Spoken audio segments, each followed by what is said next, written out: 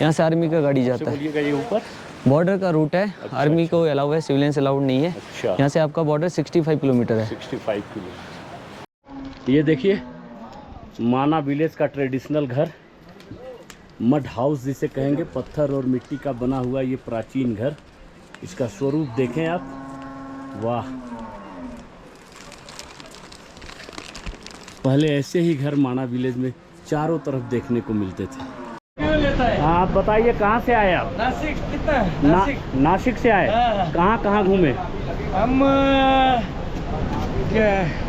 क्या नाम बोले तो हरिद्वार, हाँ। बद्रीनाथ, हाँ। गंगोत्री। अच्छा, यमुनोत्री भी। यमुनोत्री भी।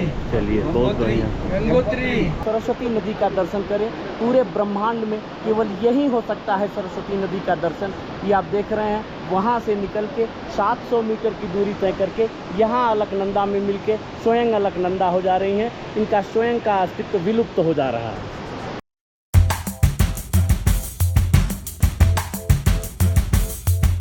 आपको पहले गणेश जी के बारे में बताता हूँ। यहाँ पे ये गणेश जी का गुफा है, ऊपर वेद व्यास जी का गुफा है। इन दोनों गुफाओं का history story same to same है। आपने महाभारत का हिस्ट्री सुना होगा। जो वेद व्यास जी महाभारत की रचना कर रहे थे, उन्हें एक राइटर की जरूरत थी जो जल्दी से इस काम को फिनिश कर सके। आप भी जानते हैं ना, सृष्टि में गणेश जी से चतुर कोई नहीं माने जाते हैं। गणेश जी का आह्वान किया गया। आह्वान करने पर गणेश जी इस गुफा में प्रकट हुए। महाभारत लिखने के लिए राजी होते हैं। लिखने से पहले एक शर्त रखते हैं। कहते हैं वेद व्यास जी से आपको कंटिन्यूस बोलना पड़ेगा, मतलब जहाँ से बोलना स्टार्ट हो गया फिनिश होने तक आपने रुकना नहीं है। बीच में अगर आप रुक गए, मैं वहीं पे लिखना बंद कर दूंगा। ऐसी गणेश जी की शर्त थी। महाभारत को कंटिन्यूस बोलना पॉसिबल नहीं था, क्योंकि उसमें ऐसे मूड पड़ते थे जहाँ पे वेद व्यास जी को रुकना होता था। दोनों साधारण नहीं है। गणेश जी के बारे में आप जानते हैं ना, भगवान शंकर के पुत्र हैं, रिद्धि सिद्धि के दाता हैं और बुद्धि के देवता भी माने जाते हैं। बाकी सृष्टि में सबसे चतुर की उपाधि इनको देते हैं। और जो वेद व्यास जी हैं वो भी साधारण नहीं है, भगवान विष्णु के 21वें अवतार हैं। इनकी शर्त को जब वो सुनते हैं कि कंटिन्यूस बोलना है, कहते हैं मुझे तुम्हारी शर्त मंजूर है, बट मेरी भी शर्त होगी, मैं मन ही मन बोलूँगा, आपको लिखना होगा। और जिस वर्ल्ड का आपको मीनिंग पता ना होगा, उस वर्ल्ड को आप तब तक नहीं लिखोगे जब तक कि उसका मीनिंग पता ना लगे। और जब वेद व्यास ही मन ही मन बोलते थे तो कंटिन्यूस बोल सकते थे। और महाभारत में ऐसे मूड पड़ते जहाँ अगर उनको रुकना होता, ऐसे डिफ़िकल्ट वर्ल्ड पहले से ढूंढ कर रखते जिनका मीनिंग पता करने में गणेश जी टाइम लेते। ये है फ्रेंड्स परिक्रमा मार्ग, गुफा है, देख रहे हैं ना, बहुत सकरी गुफा है। इसके भीतर से होके जाना है। ये है,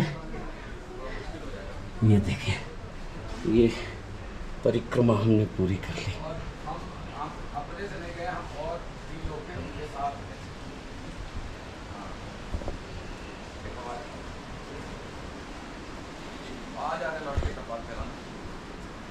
यही वो जगह है दोस्तों जहाँ गणेश जी ने व्यास जी के द्वारा लिखाई गई वेद और गणेश जी ने यहाँ लिखा। यही वो जगह है। ब्रह्मांड में ऐसी जगह केवल यहीं आपको मिलेगी, यहीं देखने को मिलेगी।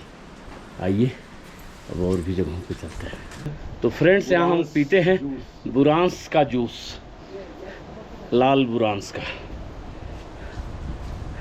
तुंगनाथ में हम लोग पिए थे, अच्छा लगा था। यहाँ भी पी के देखते हैं। बुरांस के फूलों का जूस जो बड़ा ही स्वास्थ्यवर्धक होता है, अच्छा होता है। ये देख रहे हैं ना, बिल्कुल बुरांस के रंग का लाल बुरांस। पहाड़ी जीरा है, इसी को तोड़ते सुखा के पहाड़ी जीरा करते। जी जी, तड़का लगाते दाल में ना। अच्छा सुगंध आती है। पहाड़ी जीरा, सुगंध पूरा मोहल्ले में सुगंध आ जाती है इसका तड़का लगाते। पहाड़ी जीरा से। जी। किलोमीटर आपका ऊपर मुचकुंद महाराज जी का केव है। आपका जो मुचकुंद थे एक राजा थे, बहुत प्रतापी राजा था, बलशाली राजा था, भगवान विष्णु का भक्त था। तो आपका जब अपना युद्ध करियर में वो कभी किसी से युद्ध नहीं हारे, तो एक बार जब देवताओं और असुरों का युद्ध छिड़ा तो देवता युद्ध हारने वाले थे, तो देवता उनका आह्वान करते हैं। आह्वान करने पर ऐसा मान के चलिए जैसे ही मुचकुंद महाराज जी का एंट्री हुआ ना, देवता युद्ध जीत जाते हैं। तो वो मुचकुंद महाराज जी से खुश होते हैं, बोलते हैं कि आप वरदान की भागीदारी है, क्या वरदान चाहिए। बताते हैं मुचकुंद महाराज जी, अगर आपको मेरे को वरदान देना है तो मुझे निंद्रा आसन दीजिए, और मेरी निंद्रा को जो तोड़ेगा वो मेरी आंखों की ज्योति से भस्म होगा। तो वो अपनी गुफा में यहाँ पे सो गए।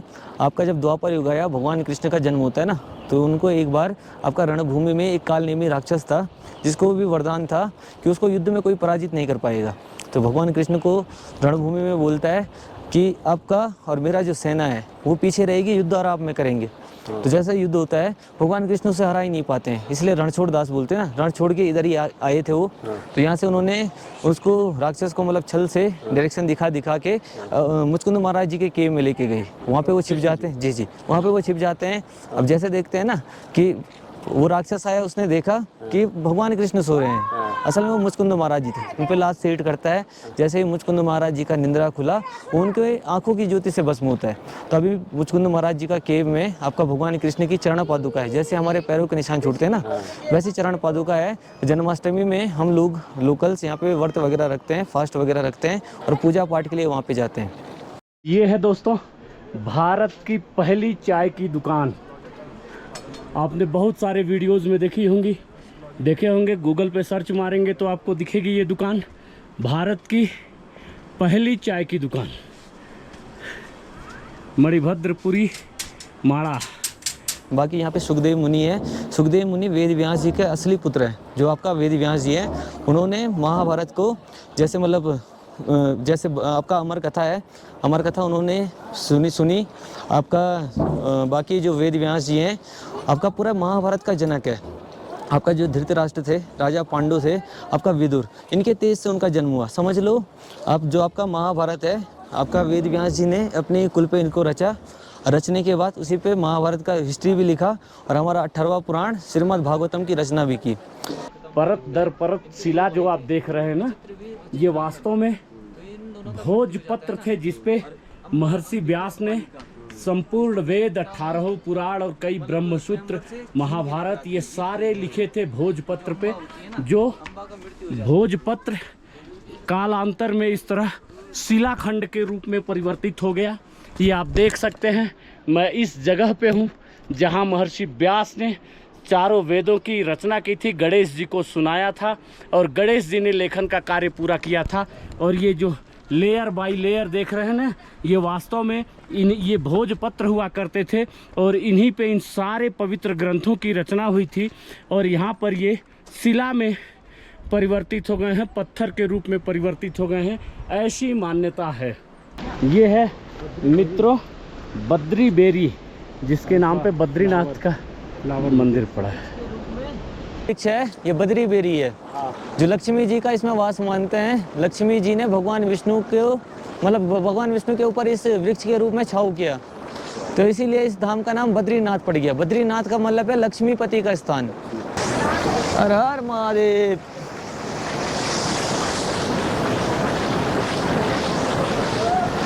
यह सरस्वती रिवर का उद्गम स्थान।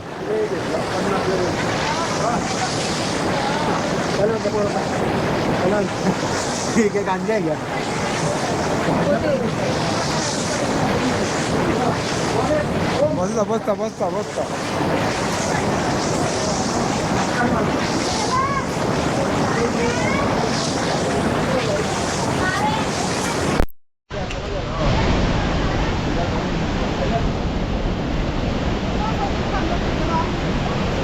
ये है मित्रों सरस्वती नदी का उद्गम स्थल।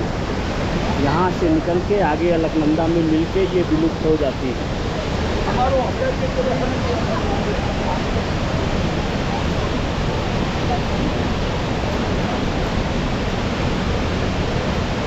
और वो है भीम सिंह। यहाँ पे ना आपने अभी ना सरस्वती माता का उद्गम देखा। ऑल इंडिया में आपको सरस्वती रिवर के भव्य दर्शन यहीं पे होते हैं। ये सरस्वती माता का जन्म स्थान है। और लास्ट आपका ये भीमशिला, जब आपका महाभारत का युद्ध हुआ, आप जानते हैं ना कौरवों का अंत हुआ। कौरवों की माता गांधारी थी। गांधारी ने भगवान कृष्ण को श्राप दिया था, जिस प्रकार हमारे वंश का समापन हुआ है, यादव का भी अंत होगा। जब श्राप फलित हुआ तो भगवान कृष्ण भी उस दौर में आपका जरा नामक एक शिकारी के हाथों उनका हत्या होता है और 5 पांडव स्वर्गारोहणी की यात्रा अपने मोक्ष के लिए करते हैं। यहाँ जब वो पहुंचे सरस्वती रिवर के फोर्स को देखकर द्रौपदी डरती है। भीम ने उसके लिए सिंगल स्टोन रखा रिवर क्रॉस करने के लिए, और ये सिंगल स्टोन ही भीम पुल के नाम से फेमस हुआ। पर असल में जो द्रौपदी के लिए पुल लगाया गया, द्रौपदी इसको क्रॉस नहीं कर पाई, उसका डेथ पॉइंट भी अपने प्राण यही त्याग लेती है। फिर यहाँ से पांडव आगे बढ़े तो यहाँ से 8 किलोमीटर आगे आपका लक्ष्मी वन है, जहाँ पे नकुल ने अपने प्राण त्यागे। उसके आगे आपका सहस्त्रधारा है, जहाँ पे सहदेव ने प्राण त्यागे। उसके आगे चक्रतीर्थ है, जहाँ पे अर्जुन ने अपने प्राण त्यागे। लास्ट आपका 2.5-3 किलोमीटर सबसे टफ पड़ता है, और उसके बाद आप सतोपंथ की एक त्रिकोणात्मक झील पे पहुँचते हैं, जहाँ पे मानते हैं ब्रह्मा विष्णु महेश एकादशी में साक्षात स्नान करने के लिए वहाँ उतरते हैं। और पांडवों में भीम ने अपने प्राण वहाँ त्यागे। आपने सुना होगा इनके साथ एक कुत्ता जो है स्वर्गारोहण के लिए गया। वो साधारण कुत्ता नहीं था, धर्मदेव थे, युधिष्ठिर के साथ गए थे। युधिष्ठिर अकेला छूटता है, उसको लेने के लिए यक्ष आते हैं, कहते हैं युधिष्ठिर से महाराज हम आपको स्वर्ग ले जाने के लिए आए हैं। अब युधिष्ठिर जब सुनता है खुश हो जाता है, सोचता है उसका ट्रैक कंप्लीट हो गया। कुत्ते को भी बोलते हैं तुम भी स्वर्ग लोग चलो।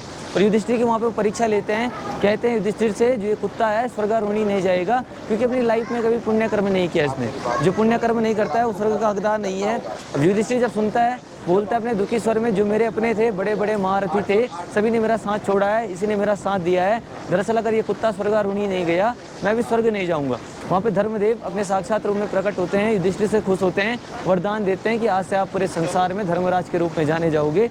और उनको लेने के लिए पुष्पक विमान उतरता है। जिस पॉइंट से युधिष्ठिर स्वर्ग गया, यहाँ से 25 किलोमीटर है, अप एंड डाउन 50 किलोमीटर का ये ट्रैक लगता है।